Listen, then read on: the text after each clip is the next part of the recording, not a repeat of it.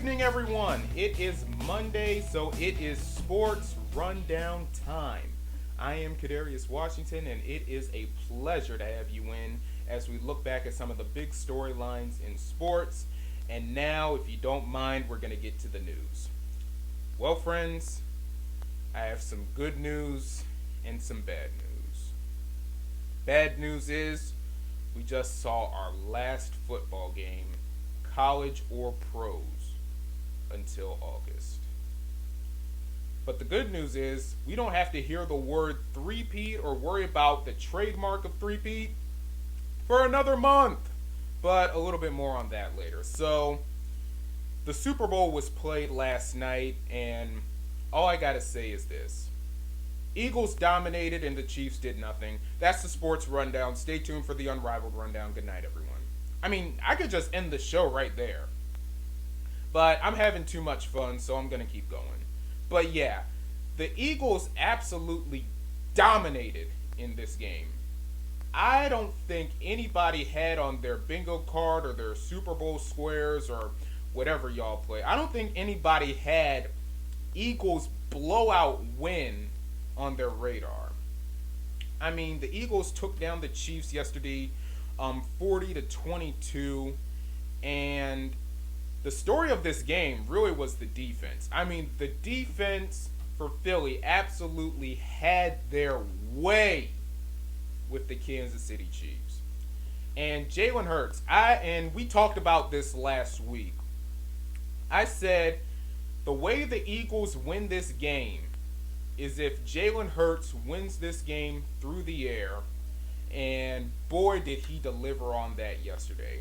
Jalen Hurts, who was named Super Bowl MVP, threw 17 for 22 for 221 yards, 2 touchdowns. He did have an interception and a passer rating of 119. And to go with that, he had 11 carries for 72 yards and that tush-push touchdown in the first quarter.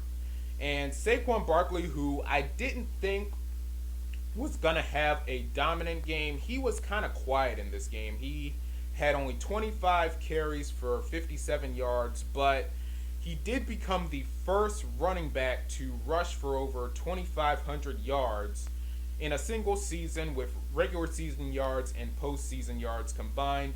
And it was on his 28th birthday yesterday, so that's an incredible birthday gift there, along with the Vince Lombardi trophy. And like I said, I respected that decision that Saquon Barkley and Nick Sirianni decided that Barkley was going to sit out, because anybody could come in next season and break that single season yards record, but he exchanged that record for a chance at a ring, and he got the ring.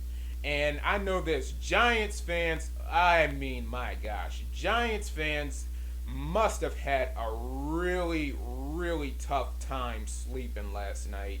You let this man walk for nothing. You paid Daniel Jones all this money just to get rid of him.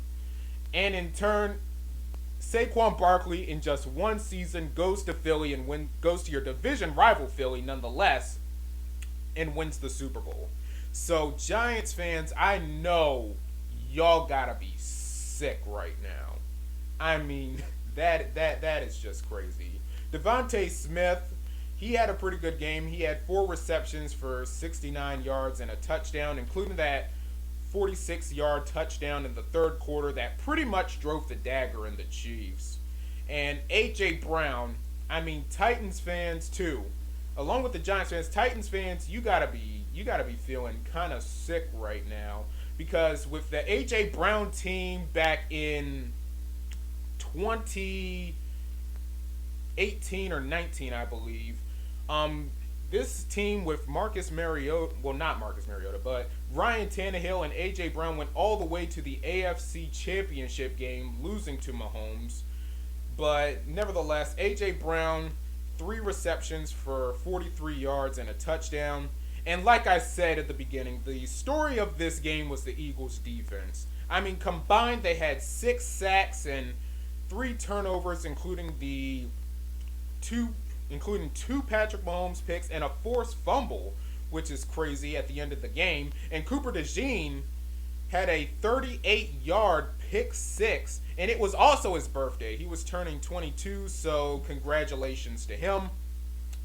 Josh Sweat led the team. He had 2.5 sacks on the game. And I got to tell you this. With all of this drafting and stuff and these offseason moves, Howie Roseman may very well go down as the greatest front office person in NFL history. I mean, with all of these late round picks and nailing pick after pick after pick after pick, second round, third round, fourth round, fifth round, alike. I mean, what Howie Roseman, how he's raised this team, this homegrown team, nonetheless, for the most part anyway, is absolutely incredible. And Howie Roseman, I've had so much respect for him. All you have to do is tip your hat to Roseman and this Eagles organization. This is the epitome of a well-run organization in sports. And I know a lot of teams throughout the sports world can definitely take an example of this and apply it to their franchise. Now, Kansas City, they really struggled to get a rhythm going in this game. Patrick Mahomes, yeah, he did have 21 for 32, 257 yards, 3 touchdowns, and, of course, like I mentioned, 2 picks. But the numbers don't tell the story, because most of these numbers came in the second half. This was his first half stats. 6 for 14, 33 yards, 2 interceptions, and a passer rating of 10. 10! I mean, easily that went down as the worst half of Patrick Mahomes' career. I mean, the 2021 AFC Championship game in the second half against the Bengals had absolutely nothing compared to what Patrick Mahomes did in the first half of this game. And now look at the rest of these numbers. 1 first down, 23 total yards, 0 for 6 on third down, 0 points, and a 24-point deficit, which I believe when they said on the broadcast was the second largest deficit in Super Bowl history. Now, I tweeted this out last night on Twitter at CW Talk Sports, that's CWTALKS Sports, saying, I know Patrick Mahomes is still on the Chiefs. I know he's still on that Chiefs sideline. So I figured Kansas City would have a chance to at least make this competitive, maybe make the Eagles sweat. No. This game was over. This game was over at halftime. I mean, the only player really from Kansas City that had a great game was Xavier Worthy, where he had 8 catches for 157 yards and 2 touchdowns. Travis Kelce was quiet in the game, 4 receptions for 39 yards, and then defensively, Chris Jones exited the game with a knee injury. But nonetheless, I don't think I have seen Kansas City stunned this bad probably ever. I mean, this Kansas City Chiefs team got absolutely exposed last night. So, incredible job. Incredible run by Philly and Kansas City. I mean, geez, that was rough. But you figured that they were due to lose one of these games, and especially, I would have to say, too, karma from Week 18 when they absolutely threw that game against Denver just to keep Cincinnati out of the playoffs. I mean, that was a terrible job by the Chiefs, and you would have to think, for one, that this is karma for pretty much punting on the game, just running through, as usual, the AFC, getting to the Super Bowl, and getting blown out of the stadium. I mean, that is crazy. But right before that, we had the NFL honors on Thursday. No surprise, we had Jaden Daniels win Offensive Rookie of the Year. We had Jared Verse for the Rams winning Defensive Rookie of the Year. Aiden O'Connell won Coach of the Year, and yes, that was the right decision. I know people had Campbell winning Coach of the Year, but the thing is, that Lions team actually had expectations. The Vikings didn't. Once the quarterback from Michigan, J.J. McCarthy, when he went down in the preseason and Sam Darnold was the starter, we thought this Vikings team was cooked. We thought we had no expectations. We did not think that the Vikings would be as good as they were, and they came literally a game away from winning the division. So what Aiden O'Connell did with this team is absolutely spectacular. And Joe Burrow winning comeback player of the year. I liked Darnold to win the comeback player of the year. I mean, his time with the Jets and the Panthers both ended on sour notes. He did spend a year on the bench in San Francisco, came back to the starter position at Minnesota, and despite the last 2 weeks of the season where he did not play well in Week 18 and the wild card game, I think at least he's earned another year as a starter in the NFL as far as that's concerned. And then Saquon Barkley won Offensive Player of the Year, no surprise. Pat Surtain won Defensive Player of the Year, no surprise. And then here's the surprise. Josh Allen winning MVP. I mean, if you look at this, Lamar Jackson had a much better season than Josh Allen. And if you look at the numbers alone, I mean, it wasn't even close.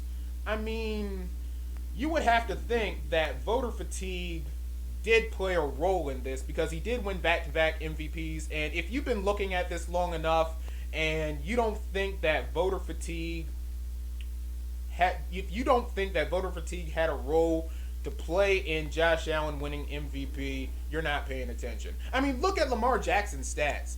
I mean, 66% completion percentage, 4,100 yards, well, over 4,100 yards, 41 touchdowns, 4 picks, and a passer rating average of 119. I mean, look at last year when he won MVP. 3,600 yards with 24 touchdowns and 7 picks. And, I mean, yeah, voter fatigue definitely played a role in this. And I did say he won back-to-back MVPs. I don't think he won back. He didn't win in 2022, so that's a bad job on my end. But Josh Allen, I mean, yeah, he did have a great season, but I don't think I would have given him the MVP. That's all I'll say. Now look at his numbers. 63% completion percentage, 3,700 yards, 28 touchdowns, 6 picks, and a 101 passer rating. Like, look at those two and tell me who wasn't the better quarterback. Look at those two. I mean, but nonetheless, I mean, and on top of that, Lamar Jackson was first team All-Pro. I mean, how does that happen? He was first team All-Pro, and he came up second in MVP voting. He didn't win the award. That's crazy. But enough about the MVP discussion. The Pro Football Hall of Fame was also announced on Thursday night. We only got 4 members in there. Their smallest class since 2005. We had Jared Allen, Eric Allen, Antonio Gates, and Sterling Sharp. And all I gotta say is finally, they finally put Sterling Sharp in the Hall of Fame. He should have been in the Hall of Fame. He should have been in the Hall of Fame a long time ago. But enough about that. I'm really not opposed at this draft class. I didn't think Eli was going to get in.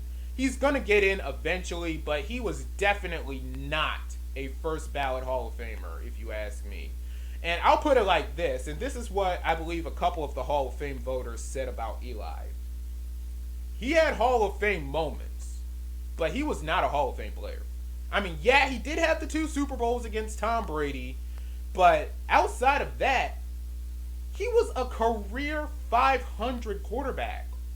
116 wins, 116 losses. I mean, I don't think people were all that upset that Eli didn't get in. I mean, Eli himself acknowledged it the next day on Good Morning Football when he said his time will come, but he didn't think it would come on Thursday night. or this year rather. But nonetheless, I mean, he's going to get in, but I didn't think he was going to get in. I was kind of upset. I mean, me being a Panthers fan, I was kind of sad that Luke Kuechly didn't get in and Steve Smith didn't get in yet. They're both going to get in. I believe they're both Hall of Fame players, and it's not my Panthers bias talking, but I do believe that eventually they will get into the Hall of Fame. And yeah, like I said, I like this class. It's a small class, so I think the Hall of Fame voters really just had the small class to avoid any controversy or any major snubs nonetheless. But yeah, it was a nice little class and a nice week of Super Bowl action, of course, leading up to the game on yesterday. All right, we have quite a few NFL offseason storylines to get to. As I said on last week or the week before, I said that once the games end in the NFL, that's when the drama usually begins. And one more note, too. Kansas City, for all of our betting fans out there, Kansas City opened up as a plus 600 favorite to win the Super Bowl. I think Baltimore came behind them, and the Eagles were somewhere in that top 5. So that's a little more note. But back to the NFL offseason news. It was announced yesterday that Kellen Moore, the Eagles offensive coordinator, was expected to land the Saints head coaching job. That announcement, barring any crazy development, could come down literally at any moment. And then yesterday we got the news that Aaron Rodgers will most likely not be returning to the Jets in 2025. And I kind of knew that this was going to happen. I knew that this little Aaron Rodgers experiment was over last year because he did not play well last year. And of course, the Jets going into a new direction with Aaron Glenn, the former Lions defensive coordinator, as their new head coach, and of course their front office change up. So I figured that he wouldn't be returning.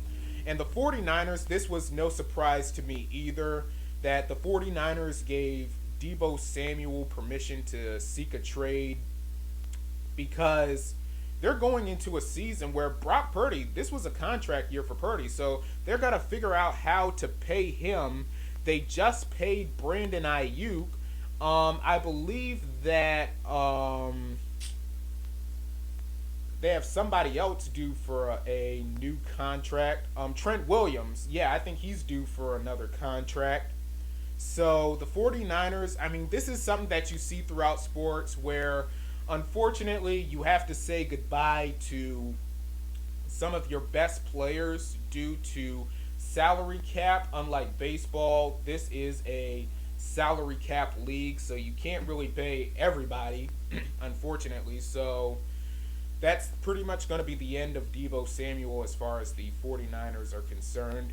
And something else that happened last week, we didn't get to it because of the AD Luka trade, but Myles Garrett of the Cleveland Browns asked for a trade. As a matter of fact, he wrote a statement last week saying, quote, "As a kid dreaming of the NFL, all I focused on was winning the ultimate goal of winning a Super Bowl.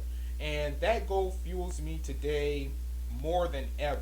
My love for the community of Northeast Ohio and the incredible fan base of the Cleveland Browns has made this one of the toughest decisions of my life. These past 8 weeks have shaped me into the man that I am today. And while I've loved calling this city, Cleveland, my home, my desire to win and compete on the biggest stages won't allow me to be complacent.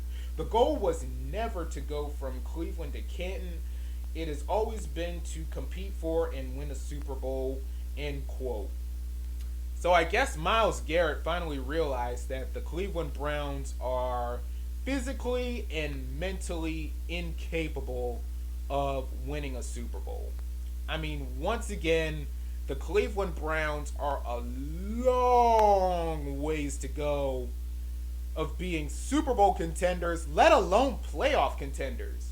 I mean, people, if you haven't forgotten, the Cleveland Browns have not won a division title or been to an AFC championship game since 1989. I mean, the Cleveland Browns really with Myles Garrett and of course the Deshaun Watson contract has really turned into a very unlikable team, and that's not like Cleveland. We always root for the lovable losers. We root for the Clevelands. We root for Detroit. We root for the teams that don't win much. But I believe that this, and of course, Browns GM Andrew Berry said that they're not going to trade him. They're going to trade him. They're going to trade him. We're going to see what happens when we get to training camp. But as far as I'm concerned, I think they're going to be better off trading Myles Garrett. And I think this could play a domino into some of the better defensive ends in the league, like Max Crosby and Trey Hendrickson for the Bengals. So that's a very interesting storyline there. And like I said, the drama begins once the games are over. And a couple more NFL storylines I want to get to. The NFL announced last week that they're going to be playing in Ireland in 2025, and the Pittsburgh Steelers have been designated as the home team. Now, I know Roger Goodell wants to grow the game, and to his credit, he's done a really excellent job of that. But all of these international games, I mean, I think he said one time that he wanted to get at least 8 or 9 international games to go with the 17 game schedule and give the odd game out to the designated teams. But my problem is you're stealing a home game from these teams, especially from the passionate fan bases. I mean, if you want to give a bad team an international game and give us a bad game, I mean, all for it. I mean, am I going to watch it? Probably, because it's football, and football only lasts 18 weeks in the regular season. Then we have the wild card division, the championship, and the Super Bowl, and then we're trying to find something else to watch. But along with that, the NFL also announced that they're going to be playing Down Under in Melbourne, Australia in 2026, and they designated the Rams as the home team for that. So that's a couple of interesting storylines to get us going as far as this NFL offseason is concerned. All right, let's talk some NBA. So last Thursday, the NBA trade deadline passed and gone. And we had numerous big trades to go down this past week. Of course, the Luka Doncic and Maxi Kleber and Markieff Morris going to the Lakers for Anthony Davis, Max Christie, and a 2029 first, and more on Anthony Davis later. De'Aaron Fox, amongst the other trades, De'Aaron Fox and Jordan McLaughlin go to the Spurs for Zach LaVine and Sidi Sissoko, 3 first-round picks and 3 second-round picks, and then they go to Sacramento from Chicago for Kevin Huerter and Trey Jones and the Spurs first-round pick. And then Caleb Martin for the Sixers got traded to Dallas for Quentin Grimes. Yeah, got traded for Quentin Grimes and a second-round pick from Dallas. And then there was another trade that sent Kyle Kuzma to Milwaukee and sent Chris Middleton to Washington. We saw Jimmy Butler on Wednesday. We asked that, was Jimmy Butler going to be heading to, if he was going to get traded from Miami, and apparently that got answered right afterwards as they send him to Golden State on a 3-team trade. The Pelicans, who honestly I don't think they need to play another game this season, just shut the season down. They trade Brandon Ingram to Toronto. Marcus Smart got sent from Memphis to the Washington Waste Pool. And then here's a big story here. So there was a trade that was supposed to go down, sending Mark Williams, who I believe is a 7'2 center, and send him to the Lakers for Dalton Knecht and Cam Reddish going to the Hornets, as well as a first rounder and a pick swap. But then the trade got rescinded because Mark Williams failed his physical. The Lakers found a lot of options, found a lot of conditions going on with him, and they figured that they weren't going to be able to go through with the trade. And because the trade deadline had already passed, they couldn't make it up. They couldn't amend it. So Mark Williams goes back to Charlotte, and then Dalton Knecht and Cam Reddish both go back to the Lakers. I mean, I wasn't really big on the Lakers trading Dalton Knecht, but if this trade had gone through, you probably would have to consider the Lakers as serious championship contenders. Like, not even that. If they did get Williams, you would have to think that they were going to win it all. But unfortunately, he goes back, and the Lakers are still without a dignified big man. So that could take a really big hit to their chances as championship contenders. A couple other news to note. Giannis Antetokounmpo is out with an injury.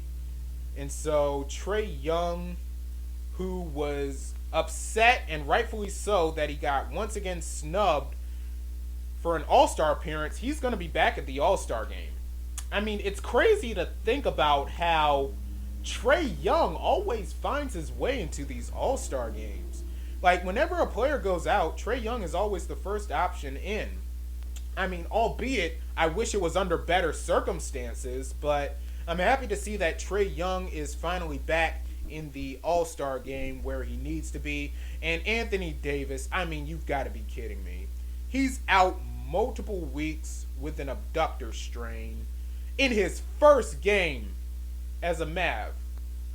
I mean, come on. He was yelling to the crowd that he's here, and then the third quarter he goes down with a non-contact injury, and now we find out yesterday that he's going to miss multiple weeks with an abductor strain. So the Mavs traded Luka Doncic because they were worried about his conditioning and staying healthy. And I asked this question last week, and I'm going to ask it today.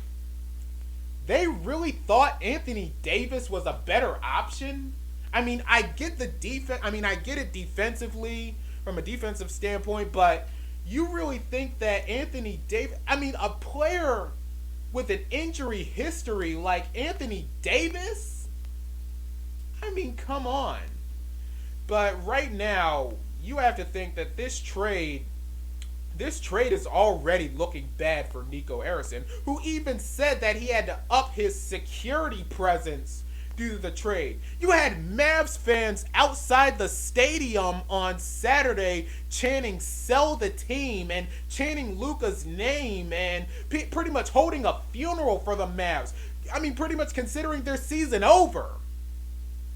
I mean, that trade from Nico Harrison, like I said last week, Nico Harrison better know what the heck he's doing, because so far this is not looking good. Alright, so let's get to... So I have a college basketball potpourri for you before we say goodnight. First, on Saturday, Duke's 16-game win streak was finally snapped against Clemson 77-71. And as a North Carolina fan, thank God. Because Duke, I mean, listen... I'll put it like this. Even though we had Duke, North Carolina last week, and we covered that on last week's show, as a fan, college basketball is better when Duke stinks and North Carolina is good. But as the sports reporter or the aspiring sports journalist, it's better when both teams are ranked. But that's unrelated compared to this. And of course, Cooper Flagg, who's the projected number 1 pick in the NBA draft, at the end of the game, he slipped and he traveled on the last possession, and that was pretty much all she wrote for Duke. Florida, how about Florida beating then number 1 Auburn 90-81, and the second time that Florida has beaten a number 1 ranked team this season. I mean, last week we asked the question between Auburn, Duke, and I think I said either Tennessee or Iowa State.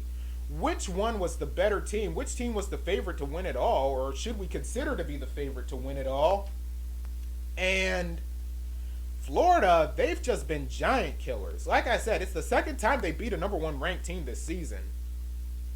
So you would have to think that Florida may very well be in the championship conversation, especially after that.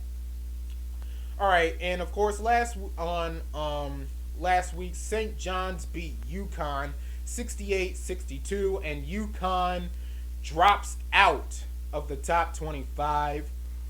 Which, I mean, UConn, yeah, they're having a little bit of a down year, but if there's one thing that I've learned, that in college basketball, there is one team where no matter if they're having a good year or a bad year, you never, ever, ever question their legitimacy, and that's UConn, on the men or on the women. Because every time we think they're having a down year, they find a way to get it going at the end of the year and they win it all. Just like they did in 2023. But, I mean, UConn, yeah, they've been struggling, but you would have to think that with the conference and really UConn and St. John's being pretty much the best teams in that Big East Conference, you would have to think that they'll have to get it going soon.